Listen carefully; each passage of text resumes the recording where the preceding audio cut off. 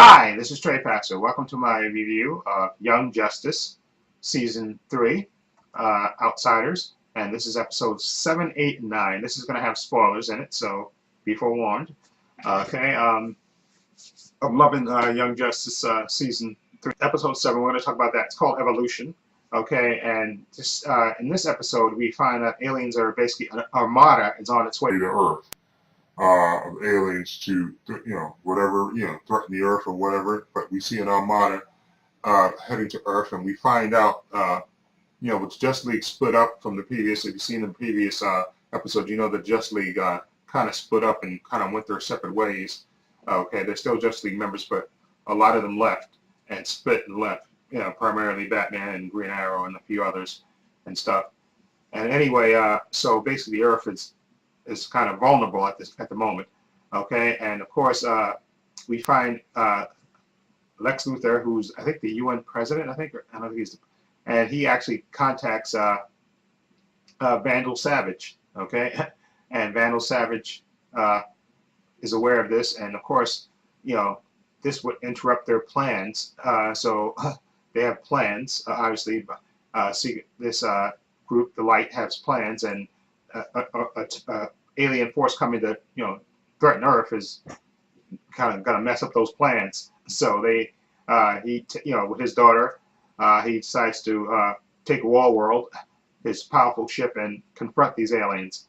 And in this episode we get more of the backstory, because you have one who we think is Darkseid's one of his mains explaining to his daughter about about Vandal Savage and how he came to be and all his great past victories and stuff. And she's explaining this to his daughter, and she's constantly bringing up, did you read the one about the bear? She's constantly bringing that up and bringing that up and bringing that up. And at the same time, we see Vandal Savage at War World. He's heading out to confront this threat, and he's trying to get rid of it. But of course, at first, it's not working what he's doing. So he actually contacts another person, a powerful person that's part of his alliance with the Light, Darkseid, who tells him, listen, I need some help because this is going to mess up the plans. So, and of course Darkseid says, sure, okay, yeah, you can have my you can have my help, okay. And he gives them some control and some help, and they eventually defeat this threat, this alien threat that was coming to Earth to get rid of it. Okay, and at the same time we see we have a few moments of Light training and stuff with the Superboy, Dick Grayson, Nightwing, and what's her face? I can't remember her name now. But Artemis. Okay, we see them still training Forager, Prince Brian, and Halo. Well, it's Halo, I guess. Geo-Force, that's his new name, and Forager. Okay, you see them actually training them and how to still do at the same time. But the main thrust of this episode is mostly Vandal Savage, and you get his backstory and stuff, and we know that now that of course that he's teaming up with Vandal Savage and Lex Luthor. It's part of this, the part of the Light, this group, the Light, and we get his backstory, and we get to know that all these things that he did throughout history and stuff. He was known, of course, by different names throughout time because he's immortal, and all the things that he did, all his great victories and all this stuff. And it's really a really compelling episode, okay, because it's basically it's mostly Vandal Savage, and you get to know him throughout time and stuff, and how him and his sons and stuff and daughters and all that stuff. And there's a real good scene in this because who we thought was a minion, who's constantly telling his daughter to read, the part about the bear. She says it at least like 4 or 5 times to her, and then we find out, of course, Vandal Savage, finds that out, and he walks up to her, and then he snaps her neck, and then of course we find out that later that's actually her sister, of course, because Vandal Savage is immortal, and of course this woman who looks like an older woman, that's his actual daughter, and she was basically going senile. That's why she kept repeating the same thing over and over again, and Vandal Savage kind of literally puts her out of her misery by snapping her neck, and that's when we find out that he tells his other daughter that take care of your sister, and okay, make sure she has a proper burial and stuff. And it was a pretty intense episode, okay, and I really liked it because again we got more of the Vandal Savage backstory, okay, which was I think really needed. so we know more of their motivations. Anyway, now the next episode was called Trip Tech, and it's basically it's about metahumans trafficking across the United States. And basically, we find out in this episode, we find out that, of course, the teams, the members that split from the Justice League, they're actually still working close together. You know, it just appears that they're working separately, and we get to see Aqualad in this episode. We get to see Wonder Woman. We get to see Batman. We get to see Red Robin, okay, and a couple of other members and stuff. And we get to see Clayface actually, and Mad Hatter in this. And we find out that these teams are working independently, but it's all part of the same plot. You know, that they're working. You know, and they're working to stop this metahumans things and help combat the light.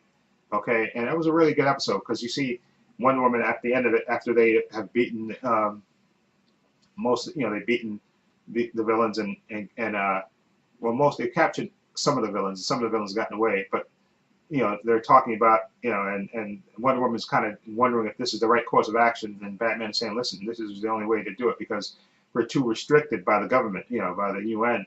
You know, the Justice League is too restricted. We can't really work with them because they tie our hands. So this way, working in secret and separate causes, but all together is the way to go. Okay, and I definitely agreed with that. So this episode was really good because we got to see these different teams. We got to see Red Robin and his team. He had a couple of new characters that I never heard of, but I really liked. They were working together, and I thought that was a really good episode. And also, I want to mention one other thing, which I forgot for episode 7. Okay, like I said, they didn't have that much of Artemis, Artemis, Superboy, and Nightwing, and their young team that they're training. But what they also did show Black Lightning and Dr. Jace, and we see that they have gotten closer. Okay, literally closer, if you know what I mean. Okay, but anyway, episode 8, Trip Tech, was pretty good. Like I said, we got to see these teams, and we know now that they're working together. But this publicly, this looks like everybody's apart, but they really are working together. Okay, to help stop this metahuman trafficking and stuff, and try to stop the light from doing this. Anyway, now episode 9, which was one of my favorites actually, has the main man in it. Okay, called Home Fries. Okay, and basically this episode we see 2 different stories going on at the same time. We find out that somebody's been hired, an assassin has been. The light has hired an intergalactic assassin, the main man. Okay, and you know what I'm talking about, Lobo. Okay, the main man to kill somebody, and we don't. And who's his target? It's Forager. Okay, they hire him to kill him, and of course, so our heroes has to fight him, battle him to stop him from killing Forager.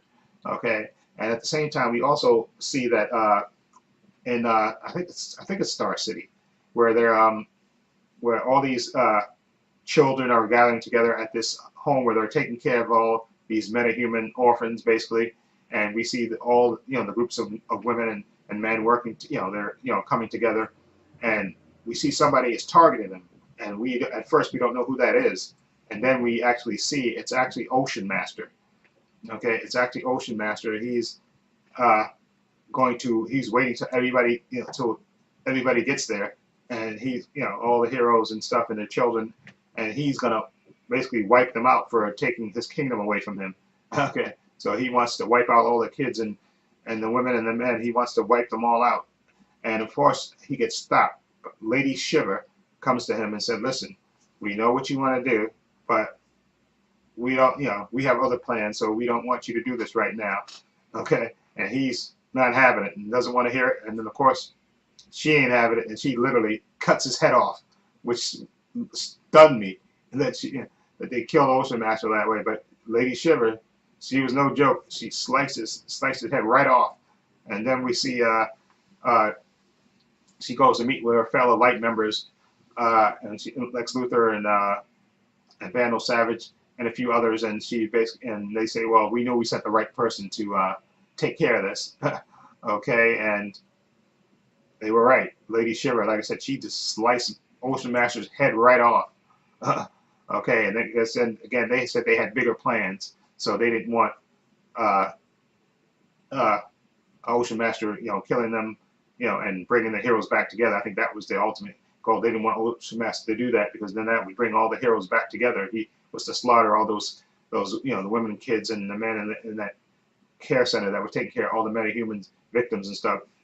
And they're, so I think that was their plan. They didn't want to Ocean Master to disrupt their plans. Okay, and woo, she was efficient. She cut his head right off, which, like I said, stunned me. Sliced, sliced his head right off. Anyway, back to the our heroes, the other heroes, Superboy and Artemis and Nightwing and Forager, Halo, and Geo-Force. They have to battle the main man, Lobo, who's sent here to kill by the light to kill Forager. And of course they battle him, of course, and then they eventually, it looks like Forager got killed, but in actuality he didn't. He took off his shell, and the main man thought he killed him, but he actually didn't, and then he left. And then we see Forager without his exoskeleton on, okay, appearing to be naked, and we find out that he, of course, he didn't really die. Okay, so, and that's how that episode ends. So these 3 episodes were good because we got movement. Okay, we got to see Vandal Savage and his backstory, which is always good. I love Vandal Savage, the character, notwithstanding the horrible version of him in DC's Legends. That was a horrible version of Vandal Savage. But I always loved the way they did Vandal Savage in Justice League Unlimited, and I like what they do with him in here in Young Justice. They always portray the character right here, at least this way. Anyway, we got to see him and know more of his backstory, which is good. And again, we got to find out that of course, Justice League are really still working together. They're just, apart, but they're working on the same general goal and stuff. And even though one woman has her doubts about it and stuff, but they really are still working together. They just appear to be apart, and they have to do that just because the pressure of the UN and Lex Luthor and the Light. They want them to think that they're separate and they're not together when they really are. Okay, and then of course we got to see Ocean Master get his head chopped off by Lady Shiver, which was great. And we got to see that the Light, we got to see Lobo, which is always good to see Lobo, the main man. Okay, and so that was good. So I liked it. Zen, these episodes were good, and I'm loving season 3 of Outsiders for Young Justice. It's been really good. I enjoyed it a lot. Anyway, let me know what you think of episodes 7, 8, and 9 of Young Justice. What do you think of the season so far? Let me know what you think. Feel free to leave those comments down below and let me know what you think. Feel free, I have links to my social media in the description box, my Facebook, my Twitter, my Instagram. I also have a link to my other channel called Views and Opinions. Please check that out as well. And this is Trey Pastor saying so long. Take care.